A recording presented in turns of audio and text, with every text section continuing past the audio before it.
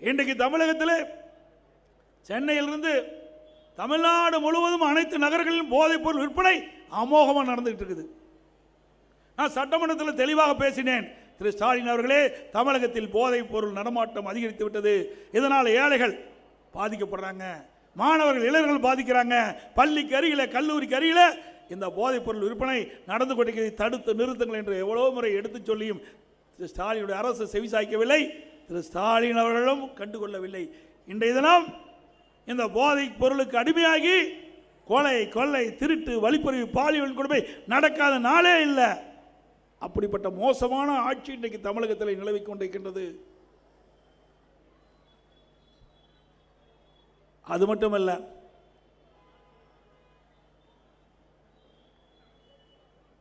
வெளி மாநிலத்திலிருந்து தமிழ்நாட்டுக்கு வந்து வேலை தேடி வர்றாங்க, அவர்களுக்கும் பாதுகாப்பு இல்லை.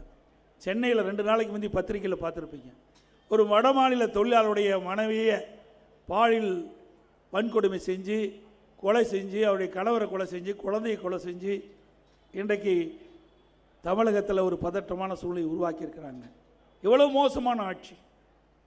சமூகத்துறை அமைச்சர் அண்மையிலே தூத்துக்குடியில் பேசுகின்ற பொழுது ஒரு கருத்தை சொல்லுகின்றார். திராவிட முன்னேற்ற கழகம் ஆட்சி அமைந்த பிறகு 6999 போக்சோ சட்டம் பதிவு செய்யப்பட்டதாக சொல்லியிருக்கிறார். அதுக்கு நிவாரணமாக 104 கோடி கொடுக்கப்பட்டதாக ஒரு கருத்தை சொல்லியிருக்கின்றார். அப்படி என்றால் இந்த ஆட்சியில் சட்ட ஒழுங்கு எந்த அளவுக்கு இருக்கிறது நாம் உணர வேண்டும். பெண்களுக்கு பாதுகாப்பு இல்லை, சிறுமிகளுக்கு பாதுகாப்பு இல்லை. போக்சோ சட்டம் என்பது சிறுமியில் வன்கொடுமை, பாலியல் வன்கொடுமை. 6999 சிறுமிகள் இந்த ஆட்சியில் பாதிக்கப்பட்டிருக்கிறாங்க. அப்படிப்பட்ட ஆட்சி தேவையா சொல்லுங்க? சத்தமா சொன்னதானே தெரியும். குழந்தைகளுக்கு பாதுகாப்பு இல்லை,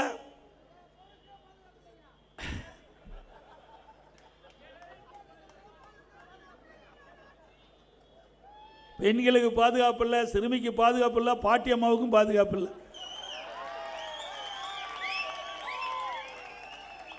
இந்தியாவில் இவ்வளவு மோசமான ஆட்சி எங்கேயும் நடக்கல. இந்த மோசமான ஆட்சிக்கு முடிவு கட்டுவீங்களா? இங்க சொன்னாங்க, தம்பி சொன்னாங்க, திருமதி கனிமொழி அவர்கள் சென்னையில் ஒரு பொதுக்கூட்டம் நடத்தினாங்க. அந்த பொதுக்கூட்டத்துக்கு பெண் காவலர் வந்தாங்க. அந்த பெண் காவலரை 2 பேர் பாலியல் சீண்டல் பண்ணாங்க. அந்த பெண் காவலர் முதல்ல புகார் கொடுக்க போனாங்க, மிரட்டி புகார் கொடுக்காம வச்சுட்டாங்க. இப்படிப்பட்ட ஆட்சி தான் தேவை. தம்பி சொன்னது சரிதான். அதோட கேவலம், இன்றைக்கு ராமநாதபுரம் மாவட்டம்னு நினைக்கிறேன், அங்கே ஒரு காவலர் பெண் காவலருடைய அந்த கழிப்பறையில் அங்கே ஒரு கேமரா வச்சு போட்டோ எடுத்துரு. என்னங்க நாடு! இந்த முதலமைச்சர் இருக்கிறாரா, நாட்டில் இருக்கிறாரா இல்லையானே தெரியல. எவ்வளோ கேவலம்! ஒரு நாட்டு மக்களை பாதுகாக்கக்கூடிய காவலர்கள் இப்படிப்பட்ட தவறான செயலில் ஈடுபடுறான்னு சொன்னால் இந்த ஆட்சியினுடைய நிர்வாகம் சரியில்லை. இன்றைக்கு தமிழகத்தில் டிஜிபி ஓய்வு பெற்றார். ஒரு டிஜிபி ஓய்வு பெறுவதற்கு 3 மாதத்துக்கு முன்பே அந்த மாநில அரசு மத்தியில் யூபிஎஸ்சிக்கு அந்த தகுதியான டிஜிபி பட்டியலை அனுப்பி சட்ட ஒழுங்கு டிஜிபி நியமிப்பது தான் மரபு. அதன் அடிப்படையில் நியமிக்காதே இருந்தாங்க. ஒரு பொதுநல வழக்கு போட்டாங்க. உடனே ஸ்டாலினுடைய அரசாங்கம் 10 பேர் கொண்ட டிஜிபி பட்டியலை மத்திய யூபிஎஸ்சிக்கு அனுப்பிச்சுது. அங்கே கமிட்டியில் 3 பேரை தேர்ந்தெடுத்து மாநில அரசுக்கு அனுப்பிச்சாங்க.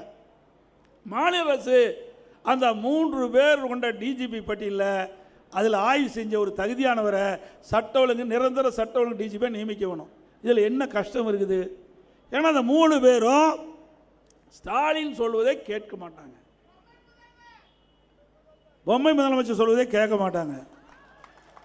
அதனால அதை அப்படியே போடாதையே 6 மாத காலத்தை ஓட்டிட்டார்.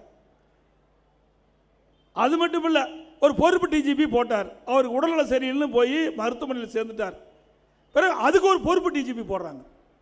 பொறுப்பு டிஜிபிக்கு பொறுப்பு டிஜிபி போட்ட ஒரே அரசாங்கம் திமுக அரசாங்கம் ஒண்ணுதான். இன்னைக்கு தமிழகத்தில் நிரந்தர சட்ட ஒழுங்கு டிஜிபிக்கு இல்லாத காரணத்தினால இன்றைக்கு தமிழகத்தில் சட்ட ஒழுங்கு சந்தி சிரித்துக் கொண்டிருக்கின்ற காட்சி நாம் பார்க்கிறோம். இப்படிப்பட்ட அரசாங்கம் தேவைங்களா? இன்றைக்கு உதவி ஆய்வாளர், இன்னைக்கு எஸ்ஐ அந்த தேர்வு நடந்தது, அதில் குளறுபடி என்று பத்திரிகையில் வர செய்தி.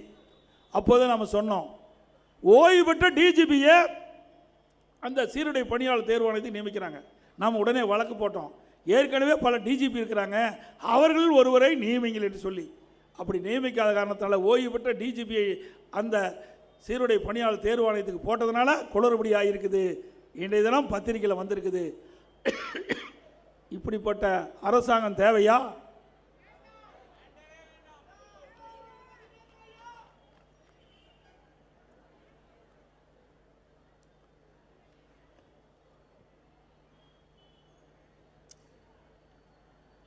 அது மட்டும் இல்லை, திராவிட முன்னேற்ற கழகத்தில் எல்லா துறையிலும் ஊழல் நிறைந்த துறையாக இருக்குது.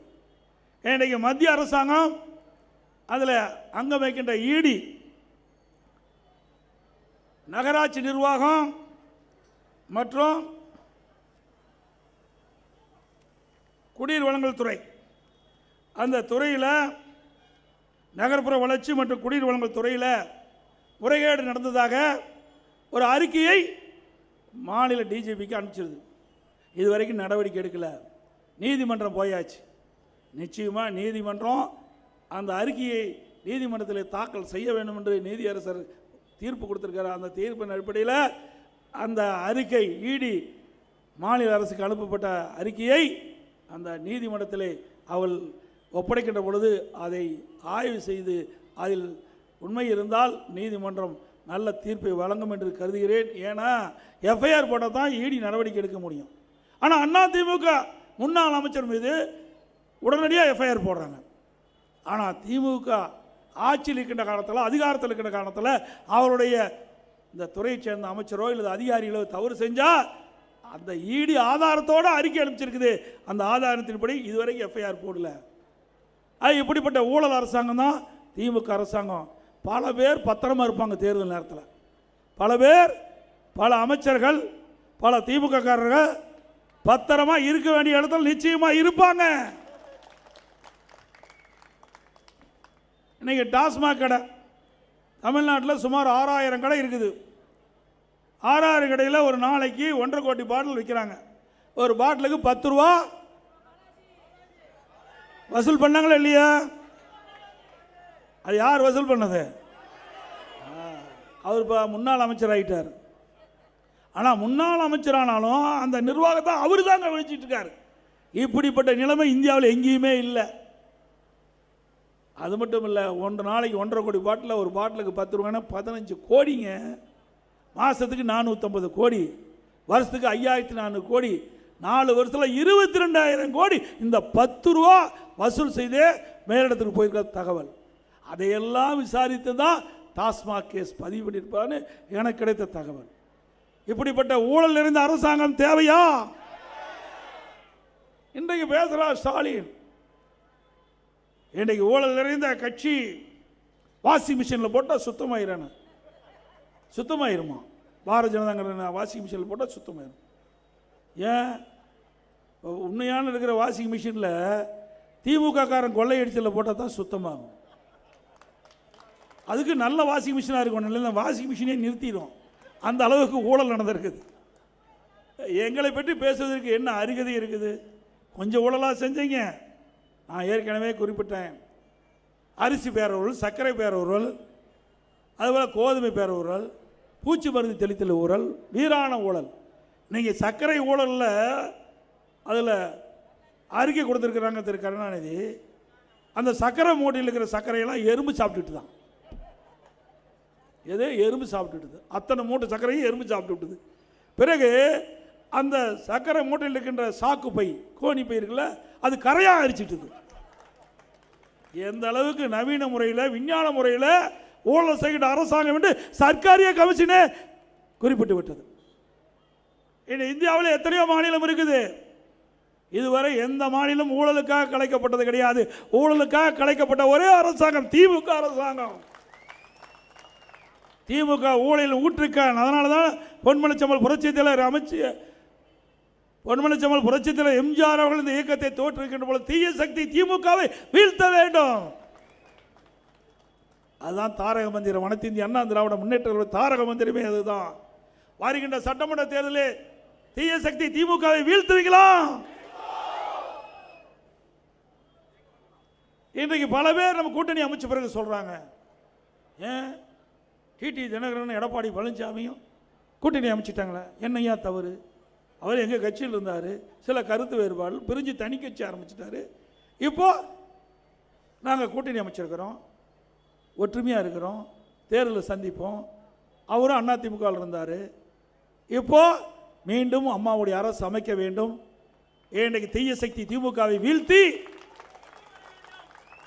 அம்மாவுடைய அரசு அமைக்க வேண்டும் என்ற அடிப்படையிலே ஊழலற்ற அரசாங்கம், மக்களோட ஆட்சி அகற்ற வேண்டும் என்ற எண்ணமுடைய கட்சியெல்லாம், ஒத்த கருத்துடைய கட்சியெல்லாம் ஒன்றாக சேர வேண்டும் என்ற அடிப்படையில் நாங்கள் கூட்டணி அமைச்சிருக்கிறோம்.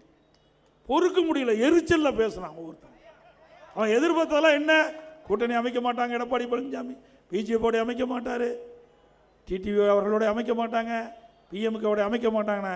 எல்லா கூட்டணியும் அமைஞ்சிட்டது. அதனால் இப்படி பேசுகிறார். இன்றைக்கு கூட வைகோ பேசியிருக்கார், எடப்பாடி என்னை பற்றி பேசியிருக்காரு. திரு வைகோ அவர்களே, உங்களுடைய வயது முதிர்ந்தவர், உங்களை பேசுவது அவ்வளோ பொருத்தமாக இருக்கா, இருந்தாலும் பேசித்தான் ஆக வேண்டும். ஏன்னா எல்லாமே பத்திரிகை ஊடகத்தில் வந்தால் அதுக்கு பதில் சொல்ல வேணும்ல. நீங்கள் பேசாத பேச்சா திமுக பற்றியும் திரு கருணாநிதி பற்றியும் திரு ஸ்டாலினை பற்றியும் என்னென்னலாம் திட்டுனீங்க, எல்லாமே எங்களுக்கு ஆதாரமாக இருக்குது. அவ்வளோ மோசமாக பேசிட்டு அங்கே போய் கொத்தடிமையாக இருக்கிறீங்க. இன்னொன்றும் கேவலம், எல்லா கட்சியும் கூட்டணி சேர்றாங்க, அந்தந்த கட்சி சின்னத்தில் நிற்பாங்க. ஆனால் வைகோ மட்டும் திமுக சின்னத்தில் நிற்கிறாரு. ஆனால் வைகோ கட்சின்னு சொல்கிறார். அப்பா அம்மா பேர் வைக்கிறாங்க, அது நிரந்தர பேர். டெம்பரவரியாக பேர் வைக்கிற கட்சி தான் வைகோ கட்சி. ஏங்க, இவர் கட்சியால் இவருடைய கட்சி நிர்வாகிய திமுக சின்னத்தில் போய் நிற்க வச்சா அது எந்த கட்சின்னு சொல்லுவாங்க? அதுவும் எந்த கட்சியில் போட்டிட்டாலும் அந்த உறுப்பினர் அட்டை இருக்க வேணும். இந்த வைகோ அவருடைய கட்சியில் இருக்கின்றவர்கள் திமுகவோட கூட்டணி வச்சு திமுக சின்னத்தில்னா திமுக உறுப்பினர் அட்டை பெற்றிருந்தால் தான் அது செல்லும்.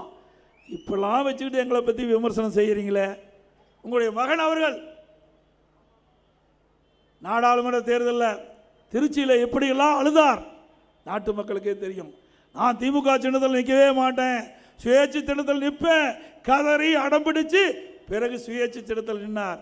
இதெல்லாம் வரலாறு மறந்து நீங்கள் பேசாதீங்க. பேசினால் நாங்களும் அதற்கு எங்களுடைய நிர்வாகிகளும் தகுந்த பதிலடி கொடுப்போம்.